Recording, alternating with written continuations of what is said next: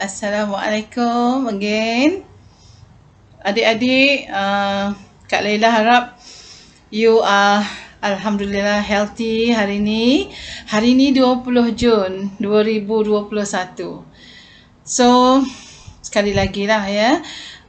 Kak Laila ambil kesempatan untuk menyiapkan video pendek untuk sendiri-sendiri wish untuk birthday Kak Laila hari ni ya.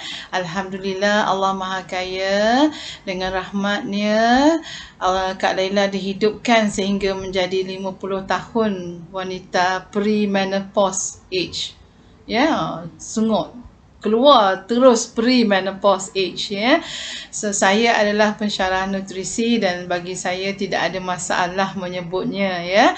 Kerana julat umur manusia ini bermula daripada seorang bayi ya kepada adolescent jadi remaja menjadi dewasa muda, kemudian dewasa tua, dan Kak Laila bolehlah dikatakan masih dewasa tua.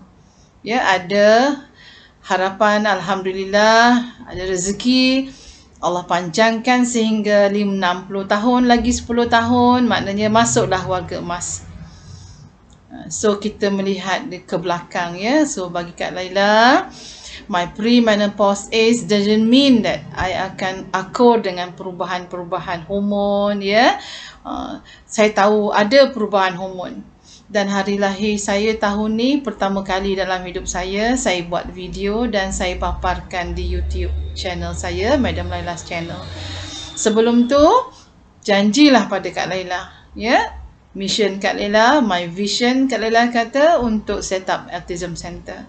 Dan ini adalah antara usaha Kak Laila untuk mendapat mempercepatkan terjadinya ya melalui pelbagai cara, insya-Allah dengan izin Allah. Dan kalau Allah tak izinkan pun sampai Kak Laila meninggal nanti, tak jadi juga pusat autism Dungun, harapnya ada orang yang boleh menyambungkan usaha Kak Laila ya. Berbalik kepada usaha 50 tahun yang Allah beri kepada saya nak memetik daripada Imam Bukhari ya. Saya tak ingat itu sejarah siapa ataupun imam sendiri ditanya oleh seseorang apabila dia menyambut hari lahirnya. Dikatakan olehnya bahawa semakin aku, kata macam Kak Laila hari ni 50 tahun kan, semakin aku berumur, semakin banyak dosa-dosaku dan semakin kuranglah umurku. Kita ingat umur bertambah, betul tak? 50 tahun bertambah. Berkurang bermakna berkuranglah umur yang diberikan oleh Allah, dipinjamkan kepada kita. Macam yang Kak Laila punya ucapan dekat Telegram faculty pagi ni ya. Adik-adik, akak tak kisah sebab akak tahu Kak Laila bukan orang pangkat tinggi dekat fakulti, bukan associate professor, bukan siapa-siapa. Dan bukan orang yang paling baik di kalangan kamu. Jadi kalau kamu lupa nak wish Kak Laila, tak kisah. Kak Laila akan war-warkan hari ini hari lahir saya. Dan seperti biasa saya akan meminta maaf kepada adik-adik yang telah saya kasari, ya, yang telah saya celupakan. Sebab ingat tadi, bertambahnya umur kita, bertambahnya dosa dan kurangnya umur untuk kita dipinjamkan sebagai musafir di dalam dunia ini. Ya, Kak Laila menyeru kepada adik-adik yang sambut birthday hari ni yang sama dengan Kak Laila. Zodiak kita sama, iaitu Gemini, ya, Gemini ke Gemini, sebutlah yang mana-mana as you wish, ya. Cuma bagi Kak Laila semua itu adalah Mak Saleh buat biasalah dek ya, supaya kita suka tengok apa jadi dengan orang Gemini, orang Capricorn, orang masa kecil dulu memanglah sampai usia dewasa remaja Kak Laila memang suka tengok. Tapi pada masa yang sama kita apply kepada agama kita. Kita tidak disuruh untuk meramal nasib. Ya dek, segala apa yang Allah tuliskan kepada kita macam Kak Laila, siapa sangka ya, best student sewaktu SPM. Saya antara best student lah ya, sebab aggregate saya 13 zaman saya tu terror maut lah ya. Walaupun saya bukan dapat straight A ya, cuma maksud saya pencapaian demi pencapaian, Allah kurniakan seorang suami yang daripada negeri yang kita tak pernah terbayang, iaitu Pantai Timur. Ya, orang Negeri Sembilan, saya dulu ahli Gabungan Pelajar Melayu Semenanjung. Maaf cakap, saya sita, saya blok pemikiran saya. I'm not for the East Coast people. They are extreme. Sampailah saya mendengar Profesor Dr. Muhayya berkata, kita dibenarkan ekstrim, berutama dari segi hal-hal keagamaan. Dan orang jahil seperti saya waktu itu melihat orang-orang ni semua jahat, taksub. Ya, Alhamdulillah Allah beri saya peluang untuk hidup sampai ke hari ini, dan mohon maaf ya, kepada mana-mana ulama yang telah dihina, yang telah diejek-ejek. Saya taklah ejek ulama, tapi puak-puak ni lah, maaf banyak cakap ya, nanti ada orang saman pula tadi cakap pasal GPMS ya. Kami dulu macam itulah ya, tak nak cakap banyak, nanti kena saman lagi ya. Sebab jangan anggap kita lebih baik daripada orang lain. Muhasabah diri saya pada hari ini, jangan anggap kita baik daripada orang lain. Kak Laila, bila Kak Laila dapat suami ya daripada Pantai Timur, daripada Terengganu, jauh Kak Laila daripada mak. Rupa-rupanya Allah nak beri Kak Laila satu pendidikan yang sangat besar, madrasah kehidupan. Yang pertama, lihat diri sendiri. Maafkan orang. Siapa kita tak mau maafkan orang? Ya, Allah, Nabi Muhammad maafkan umat dia, ampunkan. Allah ampunkan umat manusia. Siapa kita? Ya, siapa-siapa yang sangat sombong, ya. Saya hari itu ambil kesempatan ya, bukan saya nak menyokong Dr. Muhayya ya. Isu bodoh-bodoh yang dia cakap tu, kadang-kadang dalam hidup kita terpaksa kena bodoh-bodoh. Ya, kenapa? Kak Laila sebagai contoh, saya tak bodoh. Kalau bodoh saya tak jadi pensyarah UiTM Dungun, walaupun saya tak ada PhD, saya ada masters. Bodoh-bodoh bermakna kita rendahkan diri kita, dik. Berapa juta pun gaji kita sebulan, kita tetap seorang isteri kepada seorang suami yang kita perlu taat. Ya? Orang macam Kak Laila dulu, Allahu Akbar, baru tahun lepas je dari segi turning point dia pun. Tu pun bila sedar diri sendiri adalah adult ADHD. Pandang ke belakang, ramainya manusia yang nak aku cari ni. Kalau saya pergi kat restoran 10 minit, 15 minit tak ada waiter tanya nak makan apa. Bila dia datang, saya akan cakap, Kak Laila ni duduk dekat sini dah 5 years. What does it mean? I nak beli dia kan sebab lambat sangat ambil order. So, bukanlah Kak Laila bukan berhasrat untuk buka aib ya. Cuma saya nak betulkan diri saya. Dan bagi saya tidak ada salahnya kita mengatakan, memang betul kata ustaz ya, ustaz ada beberapa orang ustaz yang kurang setuju dengan beberapa selebriti ya. Apabila dia turning point, dia dah kembali ke jalan yang baik, jalan yang diredai Allah, dia bercerita mengenai zaman lampau dia. Ya, ustaz tu sangat marah. Dia kata kalau dia ceramah, dia ada kelulusan dari Mesir. Contohlah ni, bukan perasan pula ustaz tu ya. Ustaz lain pun tak apa ya. Tak ada ramai orang datang. Tapi kalau artis-artis yang dulu nak buka aib dia kata ramai datang. Beginilah ustaz. Saya bukan seorang ustaz ya. Saya ambil kesempatan pada hari lahir saya ni, sama-sama ustaz kita muhasabah diri kita. Saya pensyarah, ustaz adalah ahli agama. Siapalah kita ustaz? Seperti mana saya katakan ya, dalam murid-murid dengan murid-murid saya depan kelas. Saya baru habis kelas tadi ya. Saya kata saya tetap membuat silap. Sebagai contoh, last week saya mengatakan biotin ialah vitamin B5, pantothenic acid B7. Saya sebenarnya terbalik. Pantothenic acid is actually B5, B7 is biotin. Saya tak malu mengaku dengan anak murid saya. Saya hantar balik dekat WhatsApp, adik sayang, tadi puan tengok, Madam witness again my recorded lecture. I found out I gave the wrong information to you. Next time, if I go wrong, let me know. Macam tu kita ustaz. Dia selebriti, dia pernah menghisap dadah. Tapi ustaz tidak diberi pengalaman menghisap dadah ustaz. You have no point to talk about jenis-jenis dadah pun. Sebab ada ramai Cubalah tanya AADK. Saya kenal rapat dengan AADK Dungun, ya. Cuba tanya betapa seksanya mereka untuk mencari orang-orang yang turning point dia, berubah dia daripada meninggalkan dadah itu. Siapa yang membuat?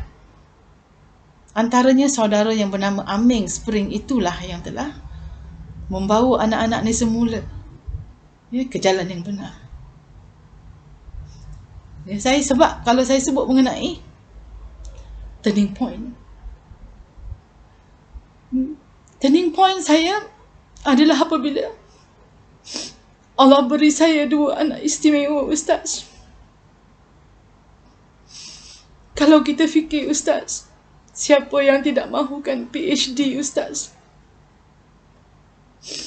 Saya baru melangkah kaki saya ke UKM 2005 untuk segulung ijazah yang bernama PhD. Saya adalah antara pelajar terbaik di sekolah. Tanya Cikgu Marti Sirin, Cikgu Noria, Cikgu Noribah. Tapi kenapa Allah memberi saya begitu, Ustaz? Dan saya tidak malu mencanangkan kepada dunia bahawa saya gagal PhD, Ustaz. Kerana apakah definite chief aim saya? DCA. Aim saya ialah untuk menjaga anak istimewa saya dengan baik. Bila mana saya balik waktu saya belajar PhD, saya dapati bibi saya mendera anak saya dalam bilik air. Dihantukkan kepala anak saya ke bilik air, Ustaz. What did you expect me to say? Saya jumpa Prof. Saya kata, Prof, maafkan saya, I should go now. Prof kata, Laila, you are almost finished. I cakap, tak, Prof. Sebab aim saya ialah untuk 2 anak syurga, walau meskipun saya balik ke Dungun tanpa PhD. Saya kata, saya ini tidak akan ditanya oleh Allah sewaktu saya menghadap Ilahi berapa PhD yang saya ada. Sebaliknya, dia akan mungkin bertanya apakah yang terjadi kepada kedua anak-anak saya yang saya tinggalkan lama-lama bersama bibi dan saya tak tahu bibi telah mendera dia. Saya minta maaf, Ustaz, ya, bila muhasabah diri saya akan menangis. Tapi sebagaimana ustaz yang melihat ustaz bagus dan artis berkenaan tidak bagus dan berjaya memanggil ramai orang ke masjid untuk mendengar ceramah dia, begitulah saya, Ustaz. Saya tak malu, Ustaz. Saya 25 tahun mengajar. Saya belum naik pangkat, Ustaz. Tak apa, Ustaz. Bukan itu yang kita cari. Tapi saya berusaha untuk membuat Madam Laila's channel ni, Ustaz. Walaupun ini adalah video pertama yang saya mungkin menangis tak berhenti. Kerana melihat 50 tahun ke belakang, saya bukan orang baik-baik, Ustaz. Ya, banyak hati-hati yang saya sakiti dengan mulut saya, lidah saya. Kerana saya orang Negeri Sembilan dan saya ADHD, saya tak tahu. I speak from my heart. Ya.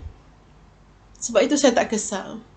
Orang present PhD fellowship di Dungun, di UiTM, mereka bercerita macam mana dapat PhD dalam jangka masa yang ringkas.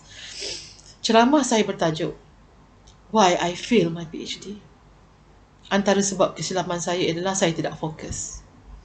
Ya, banyak gangguan, banyak bisnes yang saya buat.